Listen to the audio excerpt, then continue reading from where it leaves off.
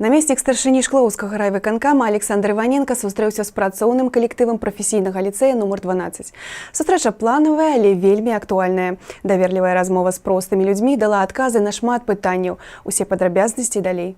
На мінулым тыдні ў прафесійным ліцэі нумар 12 намеснік старшыні Шклоўскага райвыканкама Александр Иваненко сустрэўся з работнікамі установы адукацыі. Санітарна-эпідэміялагічная сітуацыя ўнесла змены ў правядзенне дзён інфармавання насельніцтва. Аднак пандэмія не падстава пакінуць жыхароў раёна без дакладнай інфармацыі. Яны павінны ведаць, што адбываецца ў нашай краіне і за яе межамі. Сустрэчы праходзяць у больш вузкім коле, але гэта не робіць іх менш важнымі і актуальнымі. Очень важно, что сегодня вот такой формат встреч и в рамках единого дня информирования, и просто встреч в трудовых коллективах, он позволяет объективно и достоверно получать информацию, официальную информацию. Сегодня не секрет, что со всех сторон льются терабайты информации, не всегда объективной, не всегда проверенной, зачастую носящей популистский характер. Поэтому важно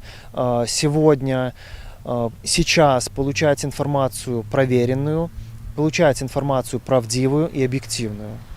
Наши встречи на районе будут продолжены, в них принимают участие как руководители органов исполнительной власти, наш депутатский корпус, руководители организаций, учреждений. Мы хотим сегодня рассказать о том, что важно для нашего региона, чем живет наш регион, какими достижениями мы можем похвастаться. В ходе этих встреч мы также имеем возможность получить обратную связь и узнать, что сегодня беспокоит наших горожан, наших жителей Шкловского района. Вось і падчас гэтай сустрэчы ў ліцэі Александру Александровичу было зададзена некалькі пытанняў, на якія, безумоўна, у раённай улады ёсць адказы. На сегодняшней встрече звучали вопросы, которые касаются наболевшей темы коронавирусной инфекции.